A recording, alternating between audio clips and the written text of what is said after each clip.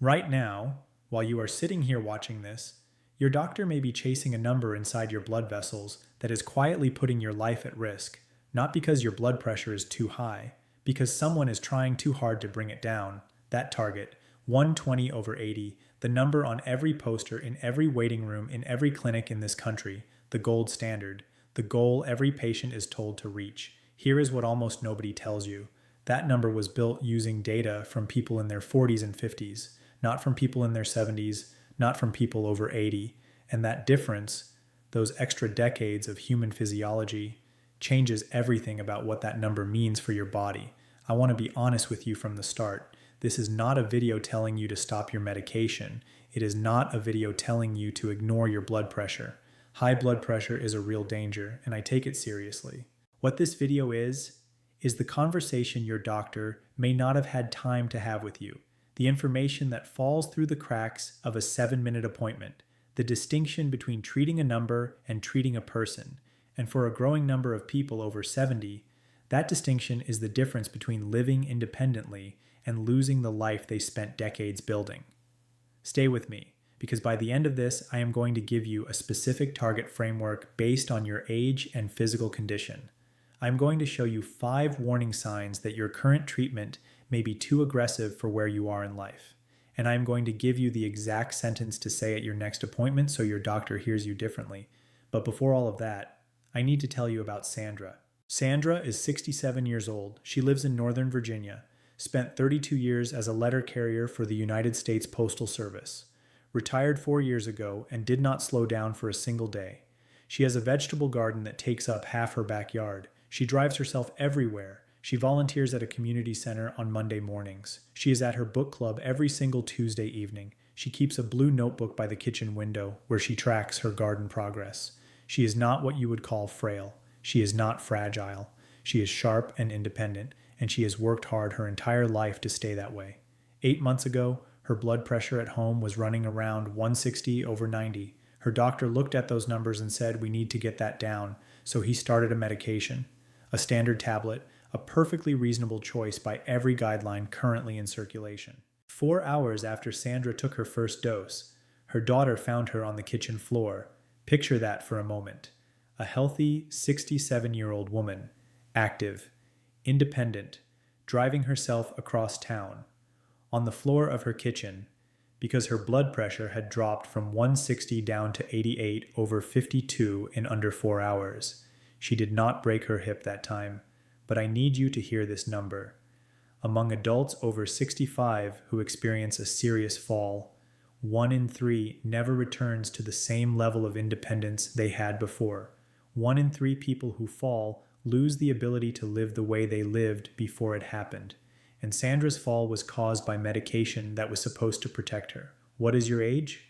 Type it right now in the comments. I genuinely want to know who is watching this, because every word from this point forward is written for you specifically. Now, before I explain what happened to Sandra and why, I need you to understand something that is happening inside your body whether you know it or not. Here is what most doctors do not have time to explain in a 7-minute appointment. Your blood vessels change as you age, and not in a subtle way. Think about a brand new garden hose straight from the hardware store. You bend it and it springs right back.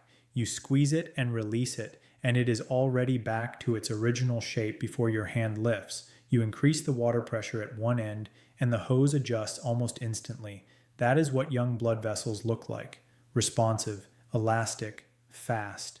Now think about a hose that has been sitting in your backyard for 25 years, baking in the summer heat, freezing every winter, sitting in the sun for years and years until the rubber is cracked and stiff. You try to bend it and it resists you. You release it and it barely moves back.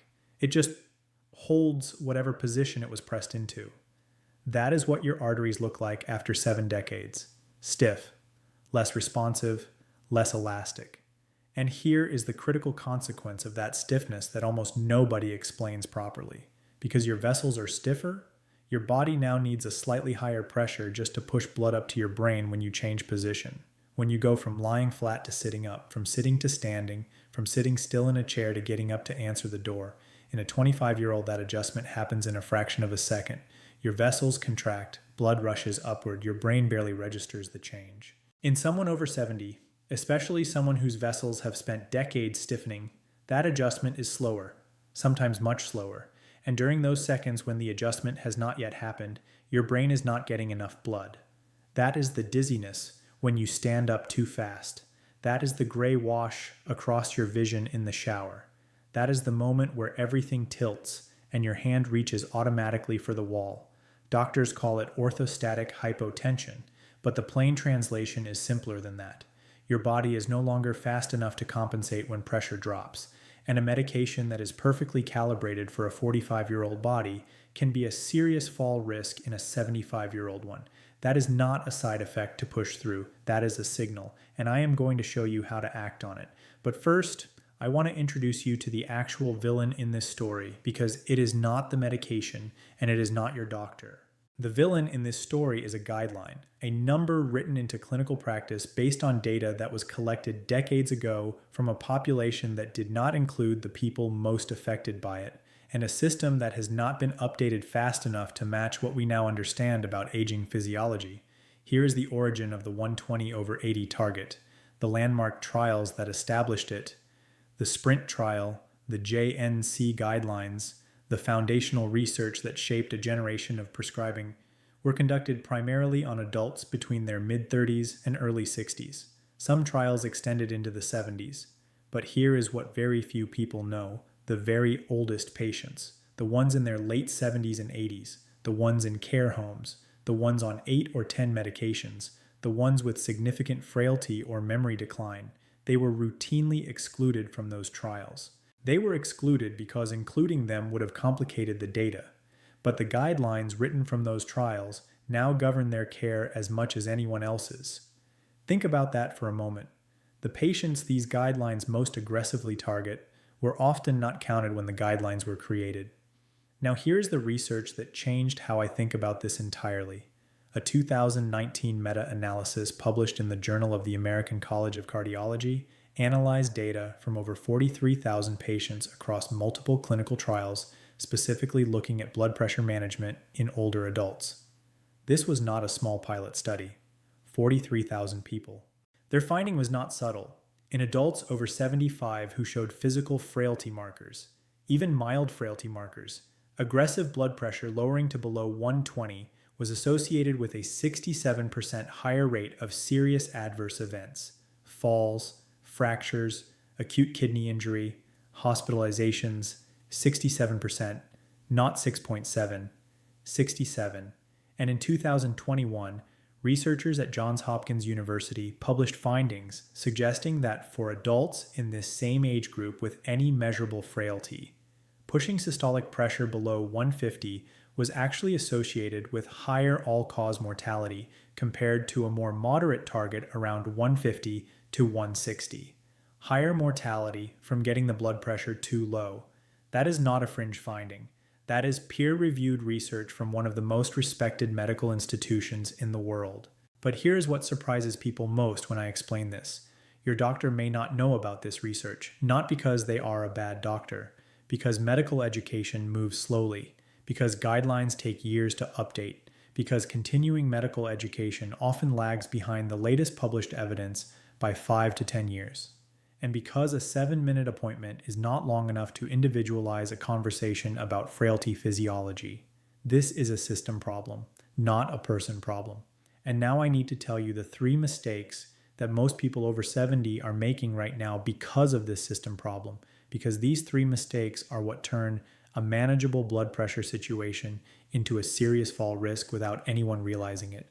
Mistake number 1, measuring blood pressure only at the doctor's office. Here is something that happens in a significant number of older adults.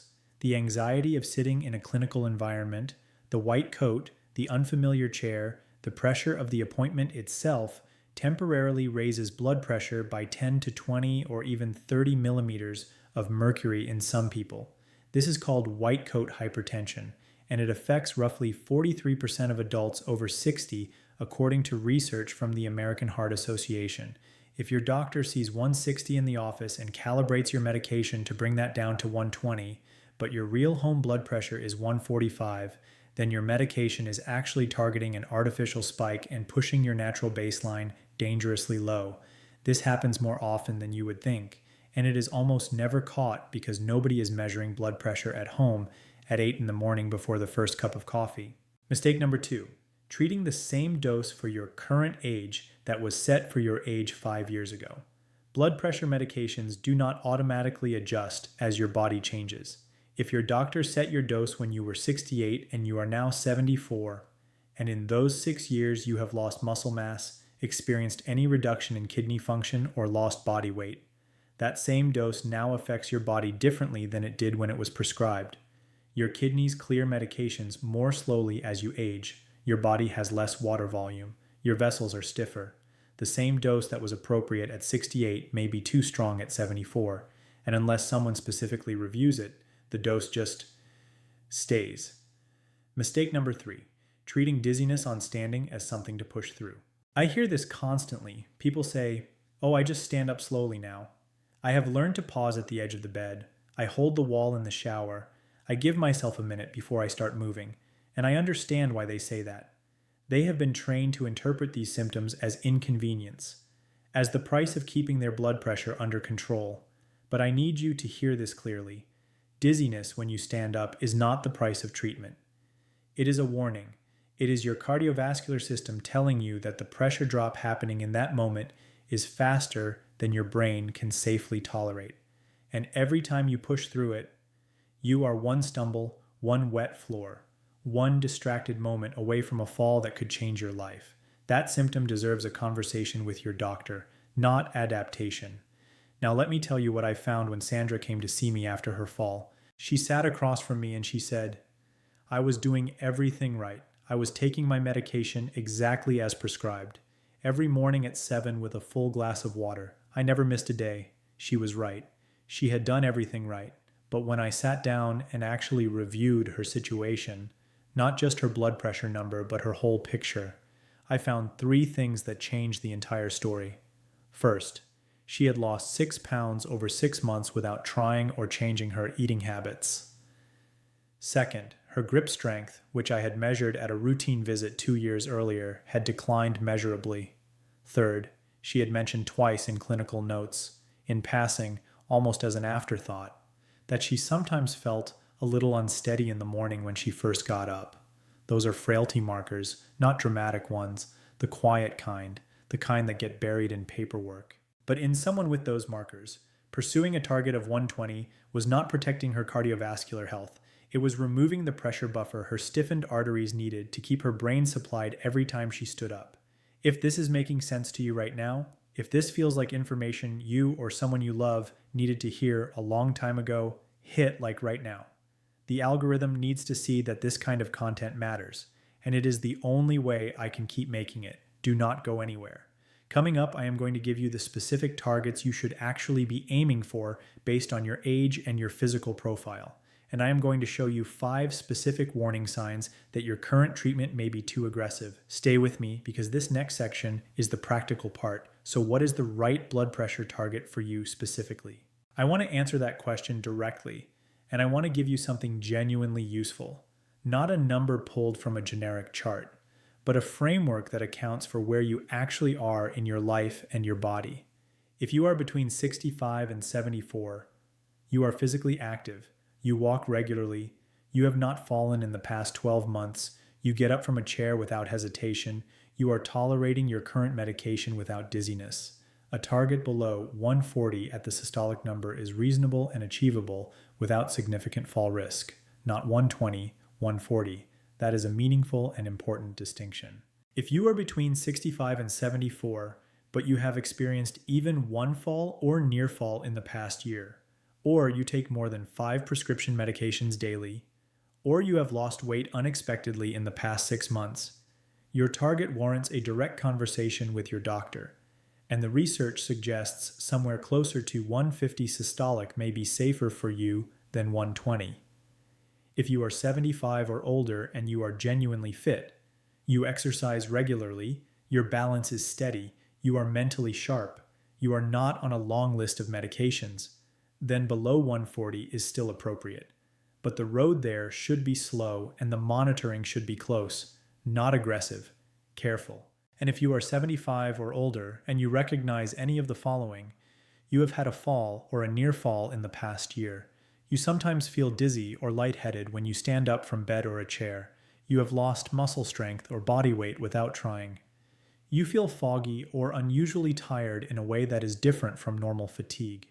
You are on more than 5 medications simultaneously.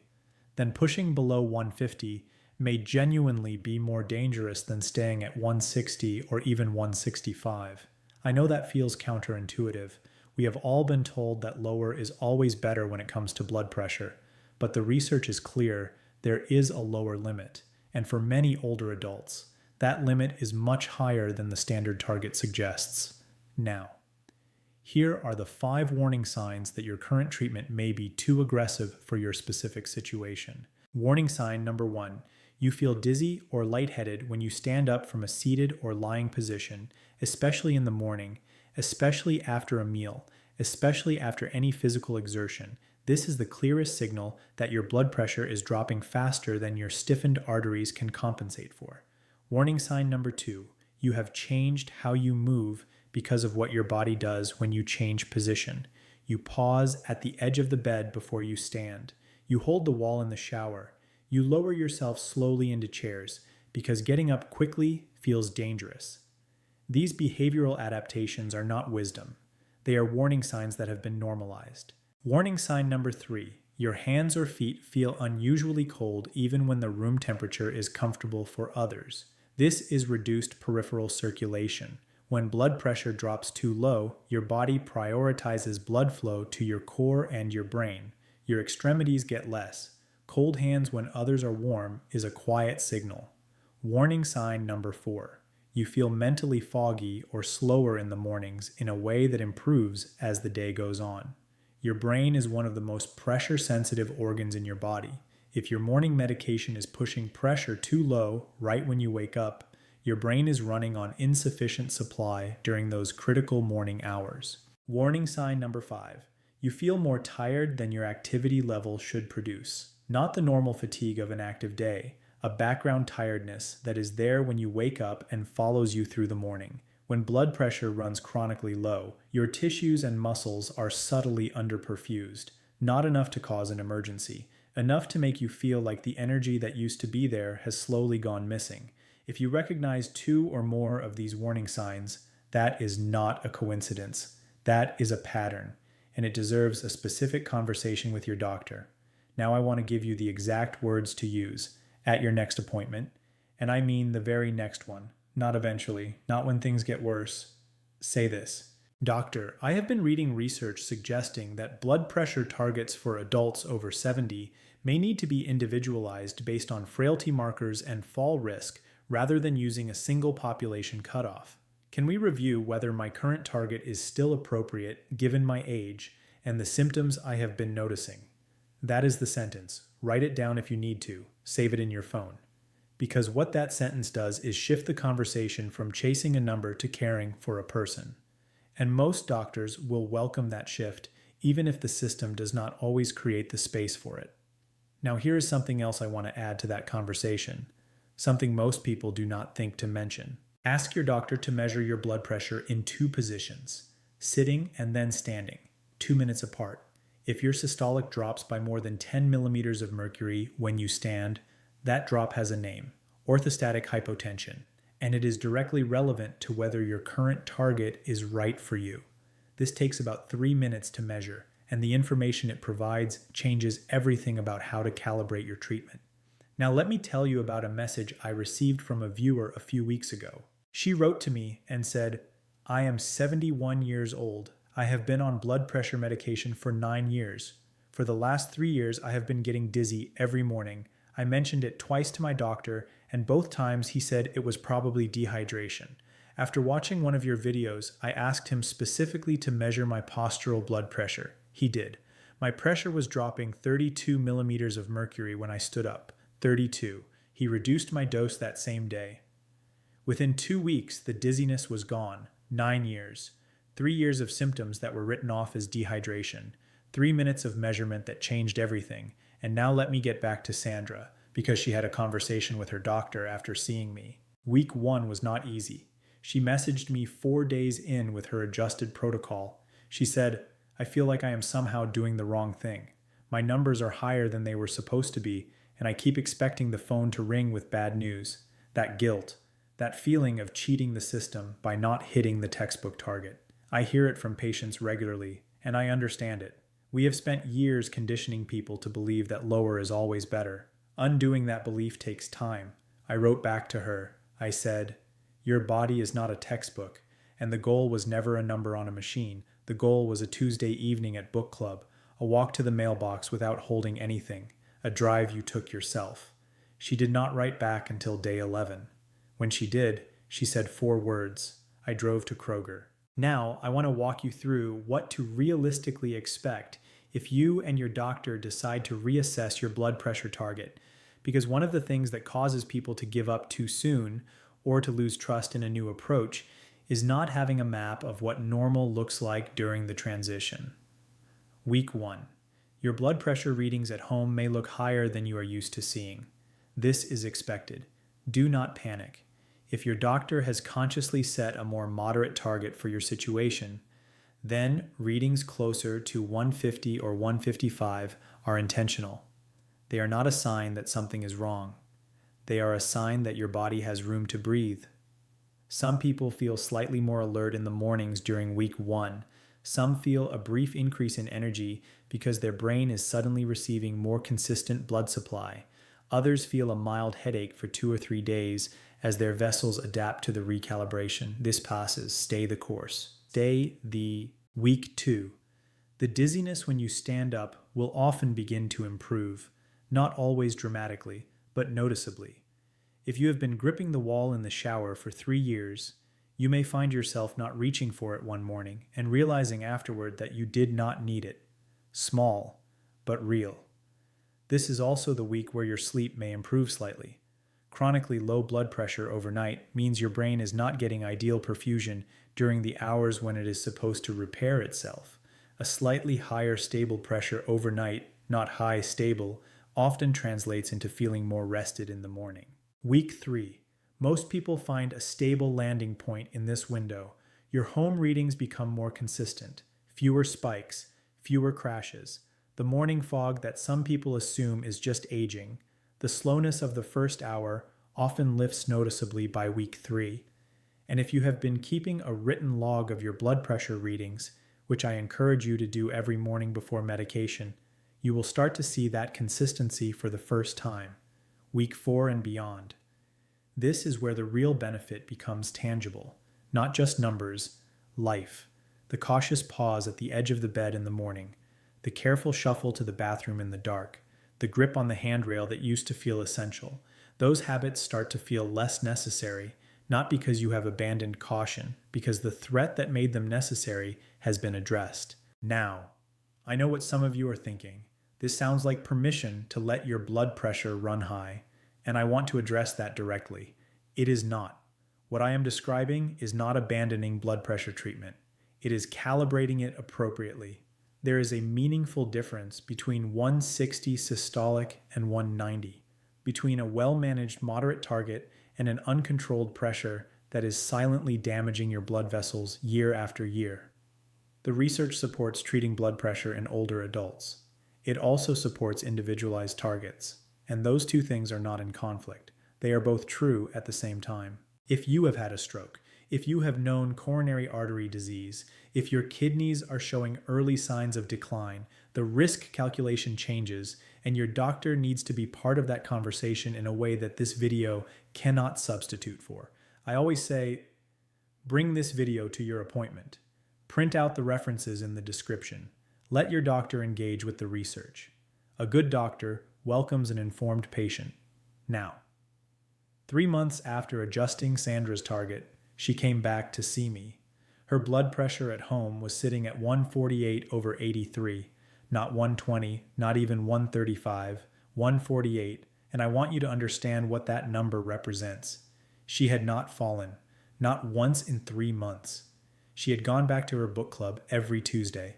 She had started a new section of her garden, and 3 weeks before she came in for her follow-up, she had driven herself 2 hours to see her granddaughter perform in a school play. She walked in that day wearing a yellow cardigan and she was smiling before she even sat down. She said, "I feel like myself again. I did not realize how not myself I had been feeling." That is what the right target gives someone, not a number that looks good on a chart, the version of themselves they thought they were losing to aging. Now I want to use the time I have left with you today to tell you something I almost saved for a different video, but I think it belongs here. There is a second layer to this blood pressure story that affects a specific group of people, and almost nobody talks about it directly.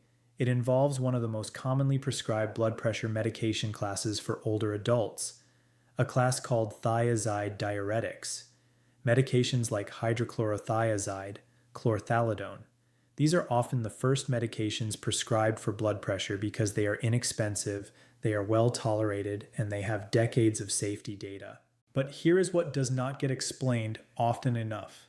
Thiazide diuretics work by making your kidneys excrete more fluid. That is how they lower blood pressure. They reduce your blood volume. And as a side effect of that process, they also cause your kidneys to excrete potassium at a higher rate than normal. Potassium is the mineral your heart muscle uses to maintain its electrical rhythm. Every single heartbeat depends on potassium moving in and out of your cardiac cells in a precise sequence. When potassium levels drop below a certain threshold, your heart rhythm can become irregular, erratic, in some cases dangerously so. Low potassium from diuretics in older adults presents a particular challenge because the symptoms are vague and easy to miss. Fatigue, muscle weakness, leg cramps, especially at night, a fluttering sensation in the chest that comes and goes, constipation, feeling off in a way that is hard to pin down. These symptoms are easy to attribute to aging, easy to attribute to not sleeping well, easy to overlook entirely, but if you have been on a thiazide diuretic for more than a year and you have not had your potassium level checked recently, that is a conversation worth having at your next appointment. Ask for a basic metabolic panel. It is a simple blood test. It takes 3 minutes to draw and 24 hours to result, and it will tell you whether your potassium is in a range that is safe for your heart. This does not mean your medication is wrong for you. For many people, it is exactly right, but it means the monitoring needs to be part of the picture, not assumed, not left to chance.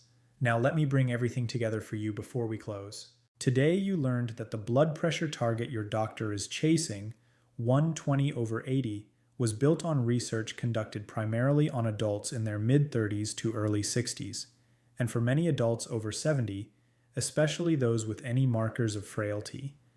Chasing that target can increase fall risk more than it reduces cardiovascular risk. You learned that your blood vessels stiffen with age and can no longer compensate as quickly when blood pressure drops, that the dizziness, when you stand up, is not an inconvenience to adapt to. It is a warning sign that deserves attention. You learned that a 2019 meta-analysis of 43,000 patients found a 67% higher adverse event rate in frail older adults treated to aggressive targets, and that Johns Hopkins research supports individualized targets over population targets. You have 5 specific warning signs to watch for. You have a target framework based on your age and physical profile, and you have the exact sentence to use at your next appointment to open a different kind of conversation.